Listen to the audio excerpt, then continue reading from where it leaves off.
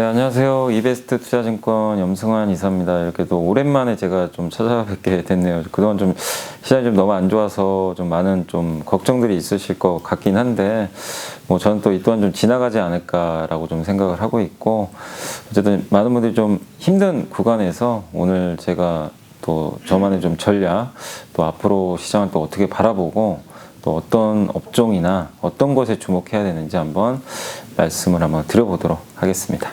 약세장이 뭐 작년 이제 7월부터 한국이 빠졌거든요. 그래서 월간 기준으로 작년 12월 딱 한 달 올랐고, 지금 2월까지도 굉장히 좀 안 좋은 흐름이 계속 이어지고 있는 것 같아요. 그래서 굉장히 좀 답답하고, 벌써 반년 넘는 조정이 좀 이어지다 보니까 이제 많은 분들이 이제 우리 한국은 좀 안 되는 거 아니냐, 이런 좀 인식들도 강해지는 것 같아요. 근데 또 그 잘 버티던 미국 증시마저도 좀 무너져 버린 상황이다 보니까 굉장히 좀 모든 것들이 좀 위축되는 모습인 것 같고, 그리고 좋은 뉴스들이 별로 없는 것 같아요. 뭐 연초부터 오스템 임플란트 횡령 사건부터 해가지고 또 뭐 계양전기란 기업이 또 직원이 또 횡령했다, 이런 이제 개별 기업들의 안 좋은 뉴스도 계속 쏟아지다 보니까 뭐 좋은 걸 찾을 수가 없는 그런 상황인데, 다만 이제 그렇게 생각하시면 될 것 같아요. 주식 투자라는 거는 안 좋은 것도 빨리 반영을 하지만 이게 반영이 되고 나면 사실은 더 이상 악재는 아니거든요.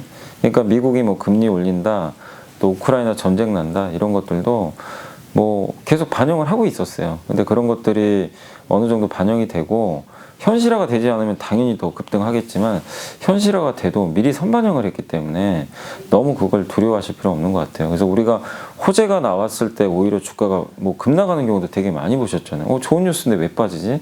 미리 선반영해서 그런 건데, 악재도 마찬가지입니다. 근데 이게 좋아지는 게 안 보이다 보니까 자꾸 이제 악재가 뭐 새로운 악재들이 자꾸 나오면서 시장이 좀 위축되는 모습이 장기간 이어졌지만, 이제 뭐 우크라이나 러시아 전쟁까지 나온 마당에 추가적인 악재가 좀 나올 게 있을까라는 좀 보고 있거든요. 그래서 더 이상의 뭐 날만한 악재 이슈는 조금 이제 대부분 소멸은 좀 돼가는 단계로 좀 가고 있기 때문에 지금 구간에서 너무 겁을 먹지 마시고, 저도 뭐 언제 올라갑니다 이렇게 뭐 단언할 수는 없겠지만 좀 최악의 구간은 조금씩 지나가고 있는 게 아닌가. 다만 좀 뭔가 많은 투자자분들이 좀 약간 위축되어 있는 것 같아요. 이 심리를 바꿔줄 수 있는 모멘텀은 좀 있어야 되는데 그게 좀 아직은 안 보이는 것 같아서 증시가 좀 답답한 그런 상태가 좀 이어지고 있지 않나, 이렇게 보고 있습니다. 그러니까 물론 이제 완전히 끝난 건 아닌데, 지금 작년만 해도 미국이 올해 한 두 번 올리겠지, 그것도 이제 하반기 이렇게 예상을 했다가 갑자기 이제 3월 얘기가 나왔고, 3월에 올리는 걸로 끝나는 게 아니라 올해 최대 7번 올린다, 이런 얘기 나오고, 그러더니 갑자기 또 3월에 0.5% 50bp 올린다. 그러니까 보통 0.05%씩 올리는데 이게 물가가 너무 높으니까 0.5% 올려야 된다, 이런 얘기까지 나와버린 거예요.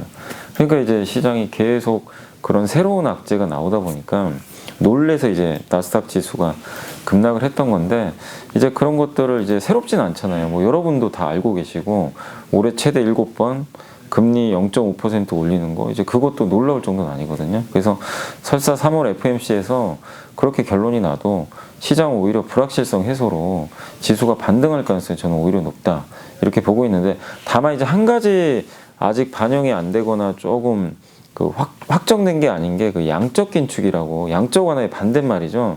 양적 완화라는 거 이제 연준이 채권 매입해가지고 돈을 풀어주는 거예요, 시중에. 그 반대입니다. 매입했던 걸 매각해버려요. 그래서 시중에 돈을 빨아들이는 건데, 그걸 양적 긴축이라는 표현을 쓰는데, 그거를 올해 연말에 한다, 뭐 아니면 하반기에 한다는 얘기가 있는데, 아직 연준이 정확한 그 가이드라인을 제공을 안 하고 있어요. 그래서 3월 FMC에서 그게 나올 것 같아요. 그러니까 저는 다른 걸 보시는 것보다는 뭐 금리 올리는 거는 불가피한 것 같아요, 지금. 그래서 0.5%까지 올리는 게 확률이 더 지금 높아졌기 때문에 그건 뭐 놀라실 필요는 없는데, 뭐 다 알고 있기 때문에 양적 긴축을 올해 상반기에 바로 할 거냐, 아니면 하반기, 아니면 연말에 할 거냐, 여기에 대해서 파웰 의장이 좀 언급을 할 거는 같아요. 그거에 따라서 시장에 좀 뭐 반등이 만약에 나온다면 강도가 좀 결정될 수 있다. 뭐 예를 들면 너무 빨리 한다, 양적 긴축을 3월에 금리 인상하고 올해 상반기대로 빨리 해야 되겠다, 이렇게 나오면 증시 반등은 좀 늦어지겠죠, 상대적으로.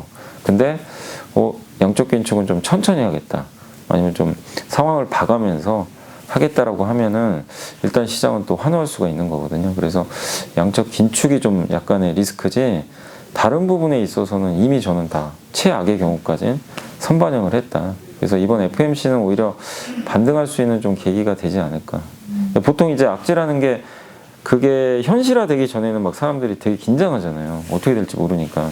막상 현실화되면 올라갔던 적이 반대로 갔던 경우가 많기 때문에 이번에도 좀 그렇게 되지 않을까라고 예상을 하고 있습니다. 더 떨어질 수도 있어요. 그러니까 우리가 뭐 모르니까 이게 어떻게 뭐 2,600이 무조건 바닥입니다. 아니 왜냐면 뭐 예를 들면 지금 지난 우리나라 증시가 2,800을 깼던 것도 LG에너지솔루션이 상장하고 도대체 얼마 정도의 수급 효과가 발생할지 아무도 몰랐거든요.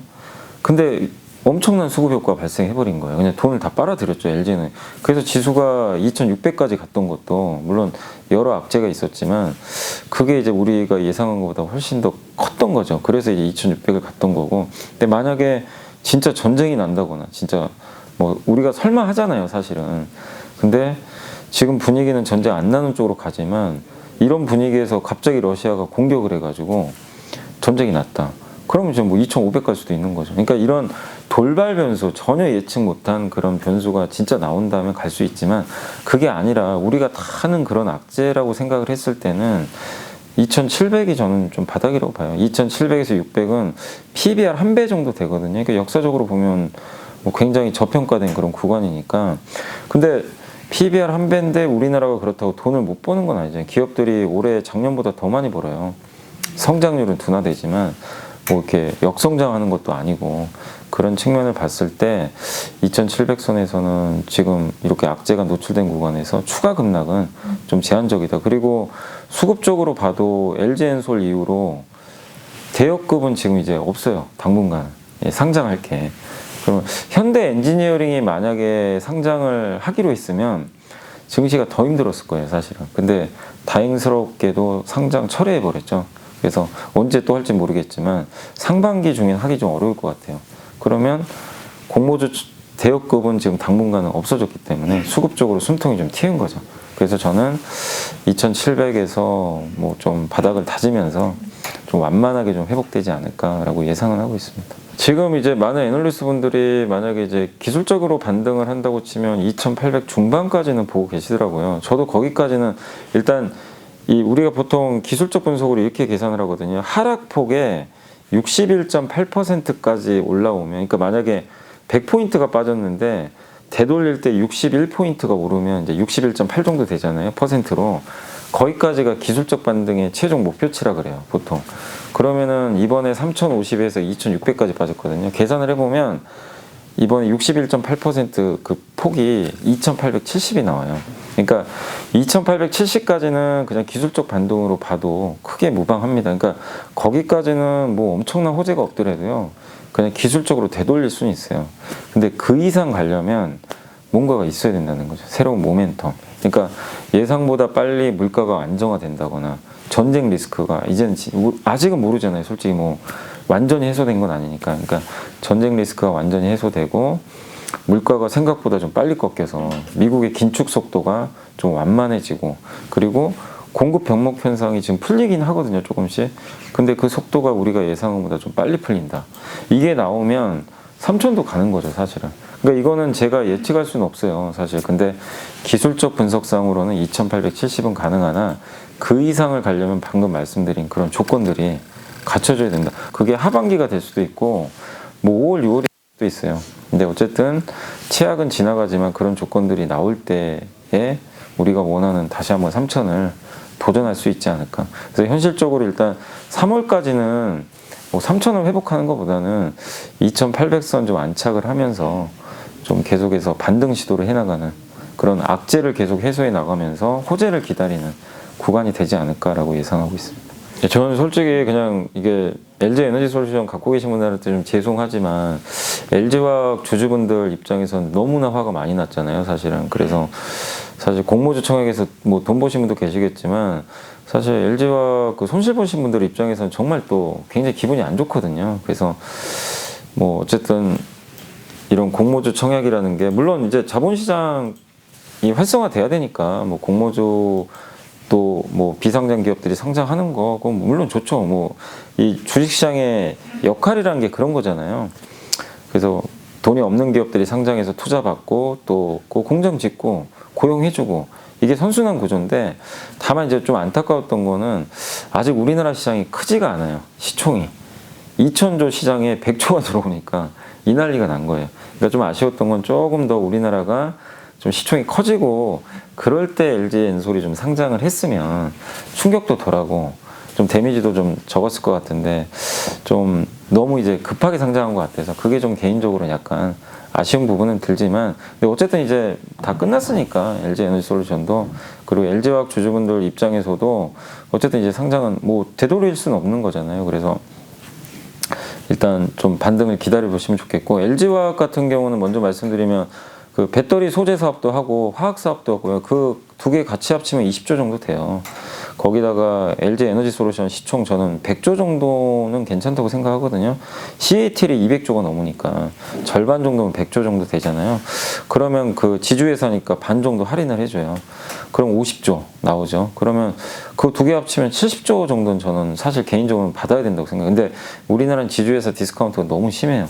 뭐 그거 할인해도 60조 정도는 나와야 되니까 지금 시가총액이 채 50조가 안 되잖아요. 그래서 LG화학도 충분히 상승할 여력이 있으니까 주주분들 너무 상심하지 마시고 한번 보유해 보시고, LG 엔솔은 아직은 기업 가치보다는 수급으로 움직여요. 뭐냐면 MSCI 지수에 편입이 됐어요. 그래서 외국인 수급은 끝났고 이제 남아있는 게 그 저번에 상장하면서 연기금이 주식을 많이 샀는데, 왜냐하면 코스피 지수를 연기금이 추종을 하거든요. 그래서 무조건 사야 돼요. 그냥 이게 2등짜리가 들어오면 다른 거 팔고 엔솔을 사야 되니까.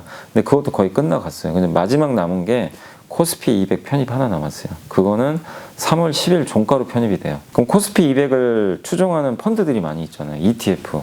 여기서 그날 삽니다. 미리 사는 펀드들도 있어요.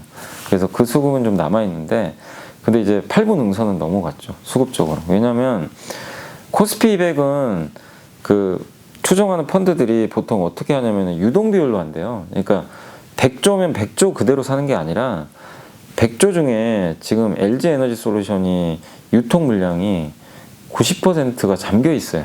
10%만 유통이 돼요. 그러면은 100조 중에 10%만 반영을 하는 거예요. 그럼 10조만 들어가요. 그럼 우리나라 코스피가 2,000조 정도 되니까 0.5%밖에 안 들어가요. 그러니까 실제 편입되는 비중. 그래서 어느 정도 수급적인 이벤트는 거의 마무리돼 간다. 다만 한 번은 남아있지만 그게 그렇게 뭐 엄청난 물량이 들어올 가능성이 높진 않기 때문에 LG 엔솔의 수급 이벤트는 이제 거의 좀 정점을 향해 가고 있다. 그리고 한 가지 LG 엔솔 들고 계신 분들 좀 주의하실 게, 아까 제가 이제 유통 물량이 적다 그랬잖아요. 근데 기관 투자들이 물량을 많이 받으려고 보호해소를 걸어요. 1개월, 3개월. 난 한 달 동안 절대 안 팔게요. 3개월 안 팔겠습니다. 6개월. 이거를 걸면은 6개월 거는 그 투자자한테 많이 줘요. 배정을. 그래서 이제 거는 건데, 그럼 1개월, 3개월, 6개월 지나면 물량이 나와요. 이 사람들이 이제 팔 수 있는 거예요. 그러면 그 1개월이 2월 28일이에요. 2월 28일에는 보호해소를 해서 못 팔았던 일부 기관 투자자가 그날부터 팔 수가 있어요. 그럼 물량이 나올 거 아니에요. 그럼 그게 하나가 악재고, 그 다음에 3월 10일이 지나면 코스피 200이 편입이 되잖아요. 그럼 이제 살 이유가 없어요. 추정하는 펀드들이 다 샀기 때문에. 그럼 물량이 또 빠져요. 이런 이슈들이 있어서 당분간 수급에 불리할 수도 있어요. 그래서 저는 LG 엔솔은 당분간은 조금 그 기업 가치상으로는 100조는 충분히 받을 수 있다고 생각하지만 수급에 따른 변동성이 클 수 있으니까 지금은 저는 좀 개인적으로 수급을 봤을 때 좀 보수적으로 대응하는 게 맞다, 이렇게 보고 있습니다. 게임주가 작년에 너무 좋았죠. 근데 솔직히 작년에 이제 위메이드 10배 가고 막 데브 시스터즈 가고, 근데 위메이드나 이런 게임주들이 이제 메타버스랑 NFT에 엮여가지고 주가가 엄청나게 좋았는데 좀 걱정은 됐어요. 그때도 이렇게 너무 오버슈팅하면 항상 끝이 안 좋더라고요. 항상 그랬어요. 그때도 그래서 투자자분들한테도 많이 좀 조심하시라고 말씀을 드렸던 게, 이게 과거에 이런 패턴들이 너무 많았어요. 어떤 테마가, 그러니까 메타버스나 NFT는 좀 생소했잖아요. 사람들이 뭔가 생소한 거에는 굉장히 처음에 다 열광을 해요. 이게 뭐지? 잘 모르니까. 그래서 실제 적정 가치, 예를 들면 퍼가 30배가 적정 가치면 100%를, 그러니까 퍼를 100을 줘도요 싸다고 느껴요. 모르니까. 그게 이제 작년에 게임주들이 그게 투영이 돼가지고 뭐 우리나라만 그런 건 아니에요. 뭐 로블록스부터 해가지고 뭐 미국의 게임주도 다 급등을 했으니까. 그래서 전 세계가 이제 메타버스 열풍 불어서 너무 올라가는데 그게 이제 그 어느 정도 일단락되고 지금 어떤 현상이 발생하면 금리가 올라가니까 이제 사람들이 꿈에 베팅했다가 현실을 찾아요. 금리는 할인율이잖아요. 그래서 고성장하는 기업들을 할인해 버리거든요. 근데 실제 또 실적을 봤더니 자꾸 안 좋은 거예요.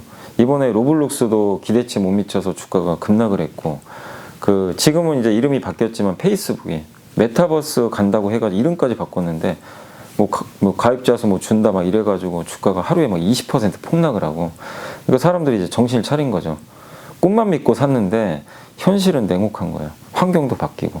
이게 우리나라 게임주라고 다른 게 아니죠. 그래서 우리나라 게임주 중에 대표 기업인 크래프톤이 어닝 쇼크가 나가지고 1월 한 달 동안, 물론 이제 그 전에 주가 빠진 건 실적 발표 전이지만 미리 좀 실적이 안 좋을 걸 알았을 수도 있겠지만 어쨌든 주가가 1월 한 달 동안만요, 한 달에 40%가 빠진 거예요. 그러니까 이게 뭐 말이 안 되는 거죠.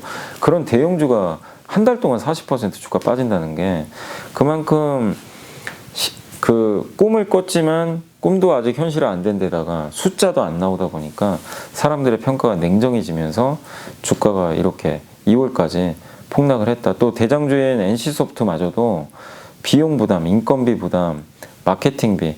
근데 이게 비용 부담이 계속 좀 약간 장기화될 수밖에 없는 게, 특히 인건비가 지금 개발자들 인건비가 엄청나게 비싸대요. 근데 그 사람들을 인건비를 안 올려주면 다른 데로 가버리니까 이런 문제들이 좀 있어요. 그래서 이런 비용 부담까지 겹쳐서 게임주들의 지금 현실이 굉장히 안 좋은 것 같습니다. 또 지금 가치주 시대잖아요. 어떻게 보면 금리가 올라가니까. 다만 저는 이제 좀 큰 그림을 그냥 그려본 거예요. 큰 그림을 봤을 때 메타버스, NFT가 이대로 끝날 거냐, 그건 아닌 것 같아요. 사람들이 한번 위메이드의 미르포로 해보신 분들은 뭐 게임 재미도 뭐 있다는 분도 계시겠지만 NFT로 돈을 버는 사람들이 나왔잖아요. 그러면은 이 생태계는 앞으로 저는 더 커질 거라고 보거든요. 게임하면서 뭐 적은 돈이지만 돈도 버네. 예, 재미도 있다. 그럼 그 게임은 누구나 하려고 그럴 거예요. 근데 우리나라는 게임 잘 만들잖아요. 그런 게임을 옛날부터 또 만들어 왔기 때문에. 그리고 얼마 전에 마이크로소프트가 액티비전 블리자드를 80조 넘게 주고 샀어요. 어마어마한 돈 주고. 근데 더 재밌는 건 그 작년 10월에 버크숍에서 그 워런 버핏이 액티비전 블리자드 사놓은 거예요. 전 깜짝 놀랐어요. 아니 무슨 가치 투자하시는 분이 게임을 샀지? 그러니까 어떤 이유인지는 안 나왔어요. 뭐 당연히 알려주진 않겠지만 게임에 대해서 긍정적으로 보니까 샀겠죠. 당연히 시대가 바뀌었으니까. 옛날에 애플 샀을 때도 워런 버핏이 왜 애플을 사지? 다 놀랬잖아요. 근데 그 사람이 맞은 거죠. 애플 주가를 보면. 그러니까 게임에 대한 성장은 의심할 여지는 없는 것 같아요. 사람들이 게임에 더 집중하고 가상세계가 펼쳐지고 거기서 NFT 이런 걸 통해서 돈도 벌 수 있고 생태계가 이제 앞으로 조성되는 초입 국면이고, 메타버스, 그러니까 페이스북, 마이크로소프트가 왜 여기 투자를 하겠어요? 네, 저는 이유가 있다고 보거든요. 이 큰 돈을 주고. 그래서 시장은 앞으로 엄청 커집니다. 근데 다만 항상 이게 처음에 반복되는 게 꿈으로 올라갔다가 한번 버블이 터져요. 그리고 주가들이 다 폭락을 했다가 2차에는 이제 무슨 일이 발생하면 사람들이 이제는 옥석을 가리기 시작해요. 게임주 중에 진짜 누구냐? 메타버스, NFT로 진짜 돈 벌 게임을 찾겠죠. 그 과정이 상반기예요. 상반기에 그게 이제 끝나고 나면 하반기에는 또 하나의 스타가 또 탄생할 수도 있어요. 그건 누가 될지는 저도 모릅니다. 이번에 NC소프트 IR에서 실적 발표하고 그 3분기 경에 리니지 W로 NFT 형태로 만들어서 출시하겠다고 하더라고요. 근데 이제 그게 만약에 성공을 하면 또 한 번의 게임주 랠리가 나오겠죠. 그러니까 올해 하반기가 한 번의 고비는 남아있는데 이제는 사람들이 꿈에서 깼기 때문에 진짜 현실을 찾아서 뭐 진짜 돈 버는지 그걸 검증한 다음에 투자를 하려고 할 것 같아요. 근데 분명히 저는 뭐 한두 기업은 성공할 거라고 좀 생각을 하고 있거든요. 우리나라는 게임 강국이니까. 그래서 한국의 게임주들 뭐 지금 안 좋다고 버리지 마시고 그 안에서 밸류도 좀 싸고, 그러니까 기본적으로 돈은 벌고 있어야죠. 지금 돈 버는 기업 중에서 앞으로 어떤 전략들이 나오는 기업들이 다 IR 하니까 그거 보시고 좀 장기적인 관점에서 선택을 해보시는 것도 좋다. 그래서 단기로는 좀 부정적이지만 중장기로는 뭐 기회가 다시 한번 온 거 아닌가, 않을까라고 생각을 하고 있습니다. 그러니까 왜냐면 이게 리오프닝이 참 어려운 게 작년에도 몇 번 그렇게 했다가 리오프닝 된다 그래서 뒤늦게 사신 분은 물려가지고 또 주가 폭락을 하고 몇 번 반토막 났고, 그런데 오히려 리오프닝 안 돼서 오미크론이나 뭐 델타 변이가 확진자 늘어나면서 폭락했을 때 사신 분은 오히려 수익률이 더 좋아요. 그러니까 지금도 그런 걱정들을 하실 거예요. 근데 지금은 이제는 리오프닝 관련주가 폭락은 안 할 것 같아요. 예전처럼. 왜냐면 진짜 이번이 마지막 같아요. 지금 나오는 데이터들 보면 치사율도 너무 낮고, 그리고 우리나라도 이제 거의 10만 명 되잖아요. 그러니까 이거는 사실 이제 방역만 한다고 막을 방법은 없는 것 같아요. 그래서 결국 그냥 위드 오미크론으로 갈 수밖에 없는 것 같고, 정부에서도 이제 지금 9시 이후로는 식당에서 못 먹잖아요. 근데 이걸 이제 10시로 늘리는 방안을 발표한다고 하니까 방역 규제가 조금씩 완화될 수밖에 없는 것 같아요. 미국도 마스크 벗고, 영국도 이미 벗었고, 세계적인 트렌드죠. 예, 그리고 이미 치료제 다 나와 있잖아요. 먹는 치료제까지. 그래서 지금은 결국 리오프닝은 이제 대세가 될 수밖에 없다. 그래서 리오프닝주는 투자하는 것 자체는 저는 괜찮다고 생각하는데, 다만 리오프닝주들이 너무 많기 때문에 이거 고르기 진짜 힘들거든요. 뭐 항공주에서도 대한항공을 사야 되냐, 아니면 저비용을 사야 되냐, 적자보는 여행주가 더 낫냐, 아니면 음식료에서도 지금 뭐 맥주나 소주 이쪽도 이제 소비가 늘겠죠. 이걸 사는 게 맞는 거예요. 근데 주가를 봤더니 이미 급등이 있어요. 예. 그 백화점은 리오프닝 주인데 실적이 너무 좋아요. 이미 리오프닝을 했어요, 이쪽은. 실적만 보면. 근데 주가가 너무 안 가요. 그러니까 이게 뭐가 문제가 있나 답답하기도 하고. 의류회사들도 리오프닝인데 실적 좋은데 너무 싸고. 첫 번째로 말씀드리고 싶은 거는, 그런 게 좀 어려우면 그냥 ETF가 제일 좋아요. 이거 우리나라에서는 그 타이거에서 나온 여행 레저 ETF가 하나 있더라고요. 실제 한국에 있어요. 그 미래에셋에서 만든 타이거 여행 레저. 좀 올라왔는데 아직 작년 고점을 못 넘어갔어요. 그래서 내가 종목 선택하기 어려우면 차라리 그걸 선택하는 것도, 그냥 스트레스 안 받겠죠, 사실은. 그게 제일 좋은 것 같고, 그 다음에 만약에 내가 약간 투기적으로 난 좀 하겠다, 그래도 베팅은 해보고 싶다, 그러면 저비용 항공사가 난 것 같아요. 왜냐면 저비용 항공사 리스크가 있는 게 유증을 또 할 수도 있어요. 왜냐면 아직은, 그러니까 올해 여름이나 생각보다 빨리 해외여행이 열리면 유증 안 해도 되겠죠. 이제 바로 돈이 들어오니까. 근데 만약 하나 올해 연말에 해외여행이 열리면 유증을 한 번 더 할 수도 있어요. 근데 이건 제가 예측을 못 하거든요. 그래서 약간은 투기적으로 좀 하시고 싶으신 분들은 뭐 약간 리스크는 감안해야 되겠지만 저비용 항공이 나은 것 같고, 그 저비용 항공이 저는 이렇게 대한항공이나 이런 거보다 좀 더, 그러니까 트레이딩 개념입니다. 투자라기보다는 좀 낫다고 생각하는 건, 대한항공이나 아시아항공은 항공화물로 돈을 많이 벌었어요. 그 전부터도. 그래서 실제 리오프닝 된다고 해서 무조건 수혜주는 아니에요. 오히려 리오프닝이 되면 항공화물 수요가 좀 줄 수도 있거든요. 서비스로 바뀌니까. 그러면 차라리 거의 망해가던 저비용 항공사가 더 유리한 것 같고, 그리고 처음에 여행을 갈 때 사람들이 아직은 멀리는 안 가려고 할 거예요. 뭐 유럽을 간다거나 미국 가는 건 좀 부담스럽거든요. 오랫동안 또 장기 체류를 해야 되니까. 그러면 만약에 하늘길이 열리면 가까운 것부터 분명히 갈 가능성이 높아요. 동남아도 이제 규제 푼다고 하더라고요. 뭐 저기 사이판 같은 데는 이미 뭐 우리나라랑 교류를 해가지고 이미 풀린 걸로 알고 있고, 그리고 일본도 조금 이제 푼다고 하고, 그러면 가까운 거리로 먼저 갈 거예요. 그러면은 이거 가까운 거리는 아시다시피 저비용이 훨씬 강점이 있잖아요.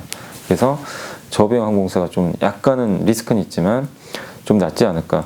그리고 국내 쪽은 좀 안전해요. 국내 리오프닝주들 많이 있잖아요. 뭐 주류, 백화점, 의류, 화장품, 이쪽은 안전은 한데 주가가 탄력은 좀 떨어집니다, 사실은.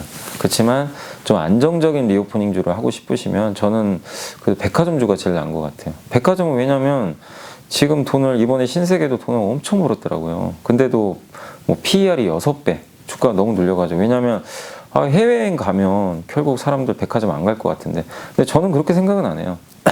일시적으로 백화점 수요가 글로 갈 수 있지만, 이게 사람들이 코로나 겪으면서 백화점에 대한 이제 명품 소비라든가 이런 것들에 또 되게 이제 익숙해져 버렸어요. 고가품 사는 거에. 그래서 저는 이 부분도 좀 구조적으로 좀 가지 않을까. 특히 2030 세대분들이 진짜 이쪽에 뭐 비싼 명품이라든가 백화점 가서 의류 소비를 하는데 기왕이면 더 좋은 걸 사버리더라, 비싸고. 그러니까 이게 어떻게 어떻게 보면 좀 고차가 돼가지고 백화점에 대한 인식은 쟤는 안 돼. 뭐 이제 무슨 온라인 시대 백화점이냐 이런 인식은 이제는 좀 우리가 거둬야 될 때가 아닌가. 백화점을 갈 사람은 가는 것 같아요. 그냥 그런 거랑 상관없이. 근데 그게 설사 제 논리가 틀려도 퍼 6배, 7배에서 잃을 게 뭐가 있냐 이거죠.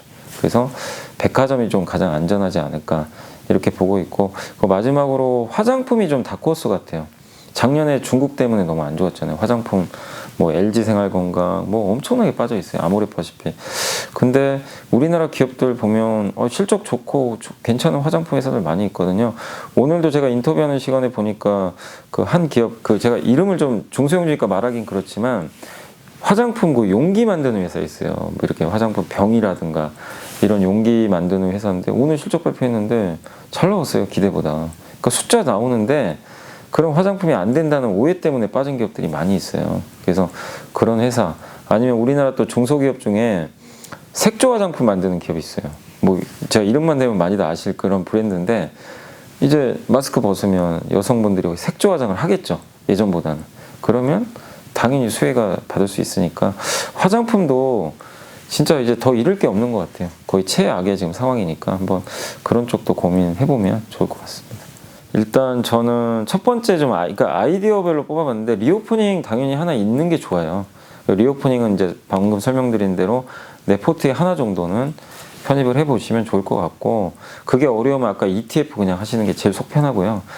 두 번째는 이제 우리가 트렌드를 보고 해야 되니까 결국 무조건 금리는 올라가요.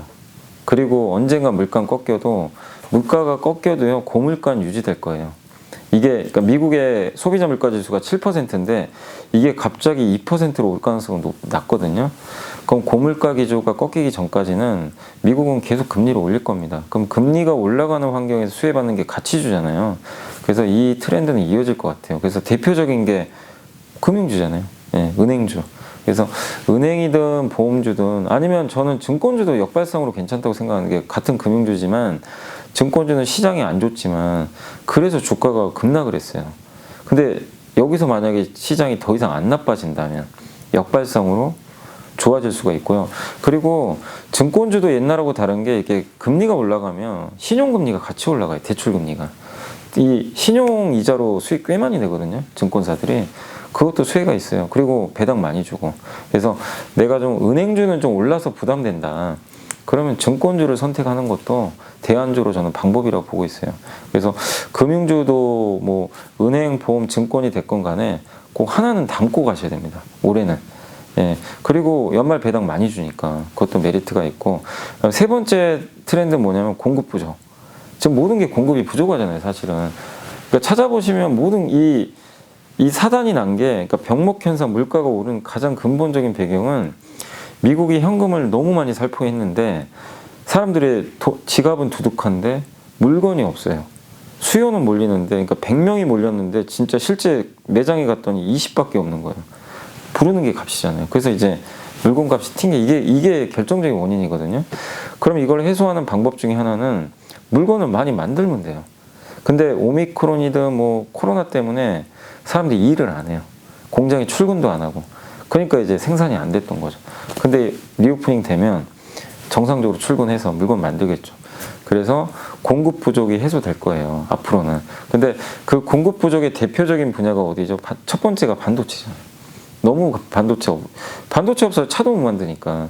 그래서 투자를 많이 할 겁니다, 앞으로. 굉장히 반도체. 그러면 그래서 얼마 전에 뭐 작년에 제일 이슈가 됐던 그 사진 중에 하나가 뭐 뉴스에도 나왔지만 바이든 대통령이 웨이퍼 들고 있는 거, 그게 엄청나게 막 뉴스에도 많이 나왔잖아요. 그게 뭐를 의미하냐면 이제 반도체가 제일 중요하다는 거예요. 원유보다 반도체. 옛날에 원유였잖아요. 그게 무기인데 이젠 반도체가 없으면 안 돼요. 모든 제품에 다 반도체가 들어가고, 뭐 옛날에는 반도체가 이렇게 성능이 떨어지는 것도 많이 썼지만 이제는 제품들이 다 고사양화예요. 또 우리 나중에 몇 년 후에는 자율주행도 나올 거고 첨단 반도체가 다 들어가요. 그리고 이제 인공지능 시대. 그러면 이제 인공지능에 들어가는 그 반도체들 고사양할 수밖에 없는 거죠. 근데 그걸 만들 수 있는 업체가 몇 개가 없어요. 그래서 저는 우리나라 반도체를 되게 좋게 보는 게, 공급은 이제 앞으로 늘어날 수밖에 없잖아요. 무조건 만들어야 됩니다. 부족하니까. 근데 그걸 만들어줄 업체가 삼성전자, 하이닉스, 마이크론, 메모리는, 파운드리는 TSMC랑 삼성전자밖에 없어요. 고사양 반도체. 이 회사들밖에 없어요, 사실은. 그럼 이 회사들이 몇 년간 엄청난 이런 수혜를 누릴 수밖에 없는 거죠. 예. 그래서 반도체가 자원화되고 무기화되는데 트럼프 대통령은 중국이 반도체 하는 거 되게 또 싫어해요. 얘네가 치고 올까봐. 그래서 수출하지 말라 그러잖아요. 장비, 야 중국에 수출하지 마. 장비 못 만들게 해야 돼. 이건 우리나라한테는 좋은 거죠, 사실. 굉장히. 그리고 뭐 그런 얘기는 안 했지만 바이든이나 미국 기업들 입장에서는 너무 TSMC 의존도가 너무 높아요. 이것도 불안해요. 왜냐하면 대만과 중국의 관계가 안 좋은 데다가 한 회사가 너무 독점을 하니까. 그래서 삼성과 인텔이 해주길 바라는 거죠.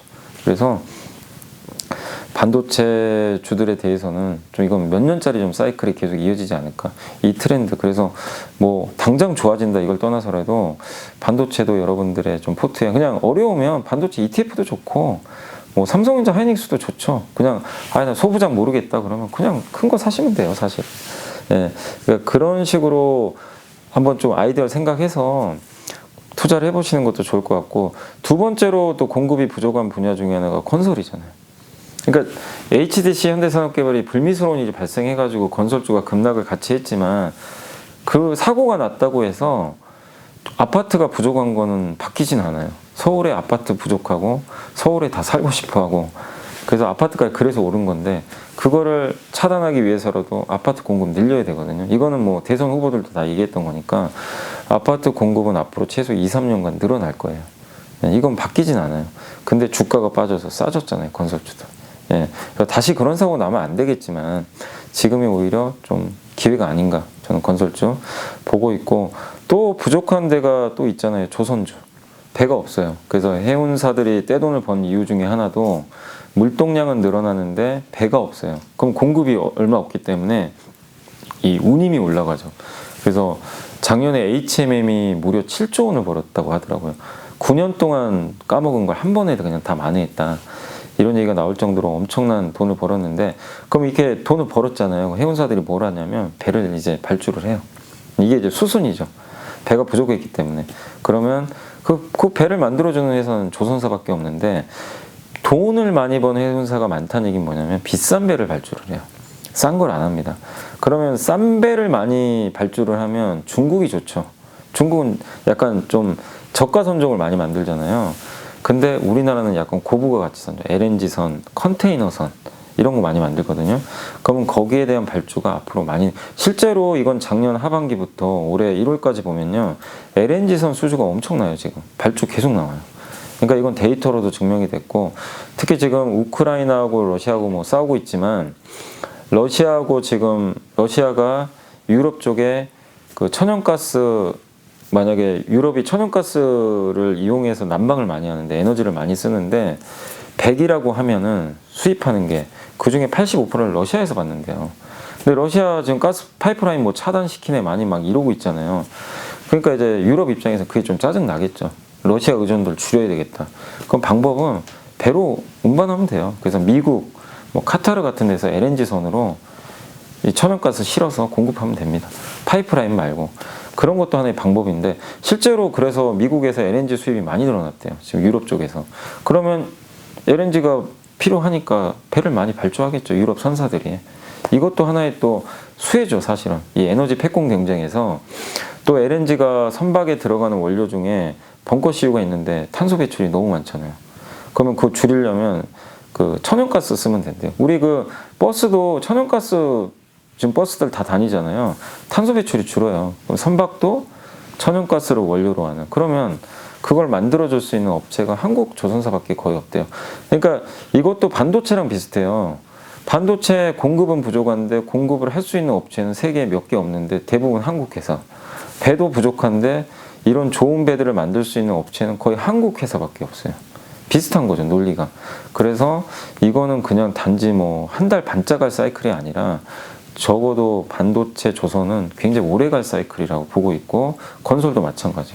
그래서 이런 트렌드를 한번 여러분들이, 이게 뭐 제가 틀릴 수도 있지만 제가 생각하는 큰 그림에서는 이런 공급 부족이 이 세계 업종한테는 굉장한 좀 좋은 모멘텀이 될 수 있다. 그래서 이런 쪽에 대해서 투자를 해보시고, 근데 새 업종 다 주가가 많이 못 올랐어요. 예, 그래서 주가 매력도 크기 때문에 굉장히 좀 기회가 아닌가라고 생각을 하고 있습니다. 일단 반대는 뭐 코로나 수혜주죠. 엄청난 수혜 받았던, 뭐 제가 특정 기업 언급은 안 하겠지만 일단 뭐 그 집에서 재택근무할 때 수혜 받던 기업들은 당연히 이제는 좀 힘들어지겠죠. 예, 이건 뭐 비단 우리나라만 그런 게 아니라 미국의 펠로톤이라는 그 홈트레이닝 회사 주가 폭락만 보셔도 아실 수 있을 거예요. 예, 그래서 그런 쪽에 대해서는 좀 보수적으로 볼 수밖에 없고, 그 다음에 당연히 또 진단키트. 진단키트 돈 많이 벌죠, 지금. 당연히 지금만 놓고 보면 진단키트는 오히려 사는 게 맞아요. 어떻게 보면. 숫자만 보면. 근데 우리는 미래를 보고 해야 되니까. 근데 오미크론 완화되고 독감 형태처럼 가게 되면 진단키트 수요는 언젠가는 줄 수밖에 없거든요. 그리고 백신주도 좀 부담되죠. 이제 정부가 4차 백신 뭐 예전에 의무화해야 된다 그랬는데 이제 백신도 강제 접종보다는 좀 완화시키는 방향으로 가니까 백신 수요도 좀 줄 수밖에 없겠죠. 그러니까 이게 백신주들은 저는 우리나라에선 되게 좋은 기업들 많다고 생각해요. 뭐 문재인 대통령도 백신 허브 만들려고 했으니까. 그리고 이런 코로나 바이러스 말고도 앞으로도 온갖 전염병이 또 나올 수도 있어요. 장기적으로는 유망한데 다만 이제 적어도 올해만큼은 모멘텀이 좀 꺾인다는 얘기죠. 그래서 백신주 또 치료제 관련주들도 마찬가지로, 그래서 바이오 쪽에서는 좀 그런 쪽에 관련된 기업들은 좀 당분간 좀 쉽지 않다. 근데 반대로 바이오에서도 신약 개발하는 회사는 오히려 좋을 수 있어요. 왜냐? 그동안 임상을 못 했거든요. 환자가 없어가지고. 근데 리오프닝 하면 환자 모집이 좀 되니까. 그러니까 같은 바이오 내에서도 너무 수혜받았던 기업들은 좀 올해는 힘들 수 있다. 요거를 좀 염두에 주시면 좋겠고, 그 다음에 이제 뭐 특정 업종이나 기업은 아닌데 이런 기업들을 좀 약간 조심하시는 게 좋을 것 같아요. 가격 전가를 못하는 기업들. 그러니까 경쟁이 치열한데, 그러니까 애플이 아이폰 올린다고 사람들이 안 사겠습니까? 사잖아요. 코카콜라 가격 올려도 가서 사서 마시고, 스타벅스가 이번에 400원 올렸지만 마셔요. 그런 기업들은 상관이 없어요. 근데 왜 이 말씀드리냐면 이제 무조건 인플레예요. 다 올려요. 예, 얼마 전에 피자 가격도 이제 올리더라고요. 올리면 만약에 피자 가격 올렸어요. 거기서 사람들이 선호하는 브랜드는 돈을 잘 벌고, 뭐 치킨도 마찬가지고 하겠지만 경쟁이 치열한데 그냥 그저 그런 브랜드들 있죠. 그런 회사들은 선택을 못 받겠죠. 야, 너 왜 이렇게 비싸게 받아?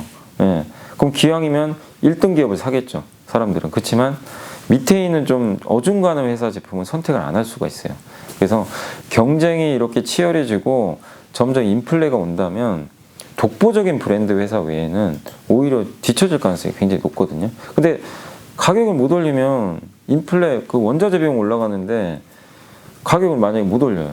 그러면은 그 회사는 진짜 실적 계속 쇼크가 날 수밖에 없기 때문에 그런 기업들도 조심하시고, 그 다음에 인건비가 구조적으로 좀 올라가는 업종들도 있어요. 근데 그런 업종들 중에서 게임은 저는 괜찮다고 보는 게, 그래도 워낙 앞으로 메타버스 NFT가 고성장을 할 수 있기 때문에 그걸 상쇄할 수 있다고 보는데, 소프트웨어 기업들 중에서도 성장이 좀 떨어지는데 근데 인건비 무조건 올라가요. 지금 소프트웨어 기업들 다 지금 실적 보면은.